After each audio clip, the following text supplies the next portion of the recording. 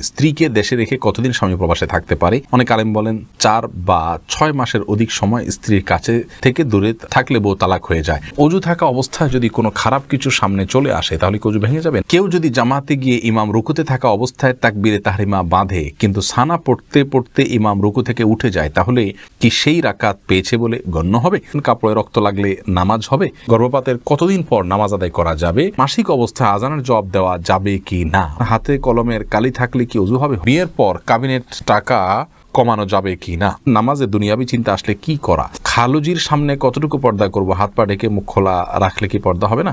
মা নামাজ পড়া অবস্থায় আছেন, হঠাৎ তার যুবক ছেলে তার সামনে পড়ে গেছে, মায়ের কি নামাজ হবে? জামাতে নামাজরত অবস্থায় যদি অজু ছুটে যায় সেক্ষেত্রে করণীয় কি? ফরজ সালাত একা পড়লে কি একামত দেওয়া লাগবে? গর্ভবতী মহিলার সাথে লোহা এবং ম্যাচ রাখে, এটা কতটা সঠিক? আব্দুল্লাহ সাহেব জানতেছেন নামাজে দুনিয়াবি চিন্তা আসলে কি করা? যদি নামাজে দুনিয়াবি চিন্তা আসে তাহলে সেক্ষেত্রে সাথে সাথে ফেরত নেওয়ার চেষ্টা করবেন, কিন্তু আশাটা অস্বাভাবিক নয়। কিন্তু আশার পরে সেটাকে কন্টিনিউ করা বা ফেরত নিয়ে না আসা এটা হলো অন্যায় কাজ, ভুল কথা।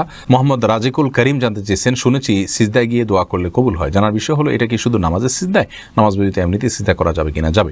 নামাজ ব্যতীত এমনি সিজদা করা যাবে এবং সেখানে আল্লাহু আকবার বলে সিজদা গিয়ে সুবহান রাব্বিল আলা পড়লেন এবং আল্লাহর কাছে মন মতো চাইলেন, এরপর আল্লাহু আকবার উঠে গেলেন, কোনো অসুবিধা নেই। এরপরে রাবেয়া আখন্দ আপনি জানতে চেয়েছেন মাসিক অবস্থায় আজানের জবাব দেওয়া যাবে কি না? বোন রাবেয়া, মাসিক অবস্থায় আপনি আজানের জবাব দিতে পারবেন, কোনো অসুবিধা নেই। মাসিক অবস্থায় নির্দিষ্ট কিছু কাজ করা যাবে না, আর যে কোনো ইবাদত করা যাবে। আজানের জবাব দিতে নিষেধ কোথাও বলা হয়নি, যে আপনারা দিতে পারবেন, কোনো অসুবিধা নেই ইনশাআল্লাহ। বিল্লাল আহমেদ সুমন আপনি জানতে চেয়েছেন ফরজ সালাত একা পড়লে কি একামত দেওয়া লাগবে এবং কেরাত কি জোরে জোরে পড়া লাগবে?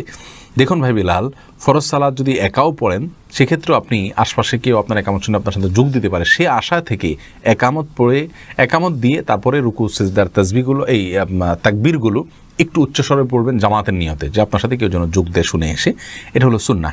যদি এটা না করেন আস্তে আস্তে পড়েন, কোনো অসুবিধা নেই, এটা আবশ্যক নয়।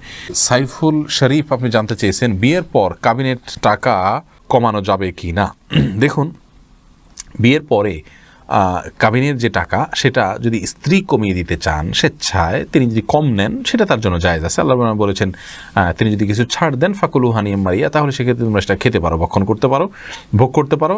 আর যদি তাকে প্রেশার দিয়ে বা সিস্টেমে ফেলে এটা করা হয় তাহলে সেটা জায়েজ নাই।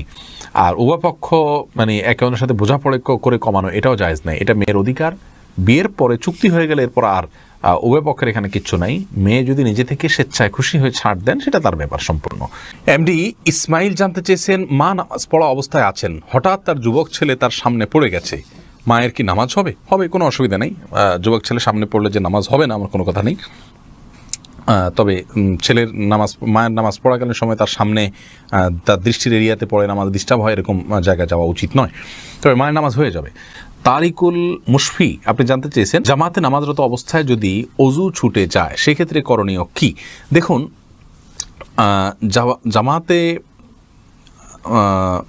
নামাজ চলাকালীন সময়ে যদি অজু ছুটে যায় তাহলে যে অবস্থায় অজু ছুটে গেছে ওই অবস্থায় গিয়ে আপনি অজু করে, যদি কারোর সাথে কথাবার্তা বলা ছাড়া জাস্ট অজু করে আবার চলে আসেন নামাজের জায়গায়, তাহলে যে জায়গাতে অজু ছুটেছে তার পরবর্তী অংশ থেকে নামাজ আপনি কন্টিনিউ করলেই চলবে। আর যদি কারোর সাথে কথাবার্তা বলে থাকেন, অন্য কোনো কাজকাম করে থাকেন, নামাজ ভঙ্গের অন্য কোনো কাজ করে থাকেন, তাহলে সেক্ষেত্রে আপনাকে ওই নামাজ আবার শুরু থেকে পড়তে হবে। মুরাদ আহমেদ জানতেছেন গালের দুপাশের দাড়ি কি কাটা যাবে? দুপাশের দাড়ি কাটা যাবে না। এই যে চোয়াল হাড্ডি এটার উপরে যেগুলো থাকবে এগুলো সবগুলো দাড়ি, এগুলো কাটা যাবে না। মোরশেব খান এআডি থেকে আপনি জানতেছেন আমরা প্রবাসী, আমরা দুপুরে 12টার সময় ছুটি পাই, এ সময় জোহর নামাজ আদায় করলে হবে কি না? আপনি যেই জায়গাতে আছেন সেখানে 12টার সময় জোহরের ওয়াক্ত হয় কি না এটা আগে দেখতে হবে। যদি ওয়াক্ত হয়ে যায় তাহলে সেক্ষেত্রে আপনি জোহর অবশ্যই পড়তে পারেন। যদি ওয়াক্ত না হয় তাহলে ওয়াক্ত হওয়ার আগে নামাজ পড়ে নামাজ হবে না। যদি আপনার নিয়মিত এরকম হয় যে এরপরে আর কোনো সুযোগ নেই নামাজ পড়ার, তাহলে সেই চাকরি আপনার জন্য করা জায়েজ নাই, যে চাকরির কারণে ফরজ নামাজ আপনি নিয়মিত টাইম মতো পড়তে না পারেন। আর যদি মাঝে মধ্যে এরকম হয়ে যায় তাহলে সেক্ষেত্রে যখন অবসর হবেন তখন পড়তে পারেন, কিন্তু আগে পড়তে পারেন না। নামাজ প্রয়োজনে কাজা করা যায় কিন্তু অগ্রিম পড়া যায় না। আল্লাহ রাব্বুল আলামিন কোরআনে কারিমে বলেছেন ইন্না সলাতা কানাত আলাল মুমিনিনা কিতাবাম মাওকুতা, নিশ্চয়ই সালাত মুমিনদের জন্য নির্দিষ্ট সময়ে পড়াটা অপরিহার্য করা হয়েছে, বিদায় সেই সময়ের ভিতরে করতে হবে। জান্নাতুন নাইম রুমি জানতে চেয়েছেন, খালুজির সামনে কতটুকু পর্দা করব? হাত পা ঢেকে মুখ খোলা রাখলে কি পর্দা হবে না? খালুজির সামনে অন্য সাধারণ মানুষের মতো পর্দা করবেন আপনি। যদি যেতে হয় তাহলে পরিপূর্ণভাবে হাত মুখ ইত্যাদি ঢেকে, পুরো শরীর ঢেকে তারপরে তার সামনে যাবেন, কথা বলবেন, আত্মীয় হিসেবে অন্যান্যদের পাশাপাশি তার খোঁজখবর নিতে পারেন, সেটা ঠিক আছে। কিন্তু আপনাকে অন্য 10 জনের মতোই পর্দা করতে হবে, যেহেতু তিনিও একজন গায়রে মাহরাম। সালমা খাতুন জানতে চেয়েছেন, হাতে কলমের কালি থাকলে কি ওযু হবে? হয়ে যাবে। কলমের কালি এটা আমাদের শরীরের উপর আলাদা প্রলেপ তৈরি করে না, যে যার ফলে ওযু হবে না। তবে এরকম বিশেষ কোনো কলম যদি থাকে, যে কলম আলাদা আস্তর তৈরি হয়, খোঁচালে উঠা যায়, চামড়ার উপর আলাদা বসে যায়, তাহলে সেক্ষেত্রে সেটা অবশ্যই দূর করতে হবে। খন্দকার দিনা জানতে চেয়েছেন, গর্ভপাতের কতদিন পর নামাজ আদায় করা যাবে? বোন দিনা, গর্ভপাতের পর যতদিন পর্যন্ত ব্লিডিং হবে, সেই ব্লিডিংটা যদি আপনার গর্ভপাতের পরে 40 দিন পর্যন্ত সর্বোচ্চ হয়, তাহলে এই কয়দিন নামাজ পড়বেন না, তারপর নামাজ পড়বেন না। যদি তার কম হয়, তাহলে যতদিন হয় তারপরে ব্লিডিং বন্ধ হয়ে গেলে তখন তাই নামাজ পড়বেন। সালমা খাতুন জানতে চেয়েছেন, কাপড়ে রক্ত লাগলে নামাজ হবে? দেখুন, কাপড়ে রক্ত লাগলে সে রক্তের যদি পরিমাণ অনেক অল্প হয় নামাজ হয়ে যাবে, কিন্তু যদি পরিমাণে বেশি হয় তাহলে সেক্ষেত্রে নামাজ হবে না। এটাই বিশুদ্ধ মত, যদি অনেকের মতে রক্ত পাক বা পবিত্র। রাশেদ ইসলাম রাকিব জানতে চেয়েছেন, কেউ যদি জামাতে গিয়ে ইমাম রুকুতে থাকা অবস্থায় তাকবীরে তাহরিমা বাঁধে, কিন্তু সানা পড়তে পড়তে ইমাম রুকু থেকে উঠে যায়, তাহলে কি সেই রাকাত পেয়েছে বলে গণ্য হবে? দেখুন, ইমাম রুকুতে থাকা অবস্থায় যদি তাকবীরে তাহরিমা বাঁধেন এবং ইমাম তিনি রুকুতে যাওয়ার আগেই ইমাম আপনার উঠে যান, তাহলে সেক্ষেত্রে সে রাকাত পেয়েছেন বলে ধরা হবে না, কারণ তিনি ইমামকে রুকুতে গিয়ে পান নাই। মান আদরাকার রুকু ফাকাদ আদরাকার রাকাতা, যে ব্যক্তি রুকু পেল সে রাকাত পেল। হাদিসের দ্বারা উদ্দেশ্য হলো, যে ব্যক্তি রুকুতে গেল, যে রাসূল ইমামকে সে রুকুতে পেল, সে রাকাত পেল। কিন্তু এটুকু যদি না হয়, তাহলে সেক্ষেত্রে তিনি রাকাত পেয়েছেন বলে গণ্য করা হবে না। এ আফ্রিদি জানতে চেয়েছেন, অজু থাকা অবস্থায় যদি কোনো খারাপ কিছু সামনে চলে আসে, তাহলে কি অজু ভেঙে যাবে? না, ওটা দেখলে যে অজু ভেঙে যাবে এমন কোনো কথা নাই। রোনা আহমেদ জানতে চেয়েছেন, গর্ভবতী মহিলার সাথে লোহা এবং ম্যাচ রাখে, এটা কতটা সঠিক? সম্পূর্ণ ভুয়া এবং এটা আপনার কুসংস্কারাচ্ছন্ন বিষয়। বোন রোনা, গর্ভবতী মহিলার সাথে লোহা ম্যাচ রাখা যাবে না, এগুলোর কোনো লাভ ক্ষতি করার কোনো অধিকার নাই। এটা এক ধরনের শিরক, ছোট শিরক বলা যেতে পারে। লাভ ক্ষতির মালিক আল্লাহ রাব্বুল আলামিন। বিশেষ কোনো অসুস্থতা যদি হয়, বিশেষ কিছু খেলে অসুবিধা হয়, সেটা ভিন্ন কথা, কিন্তু লোহা এবং ম্যাচ রাখলে যে কিছু হবে না, এটা কোনোভাবেই সত্য নয়, এটা ভুল বিশ্বাস। সুলতান মাহমুদ মিল্টন জানতে চেয়েছেন, স্ত্রীকে দেশে রেখে কতদিন স্বামী প্রবাসে থাকতে পারে?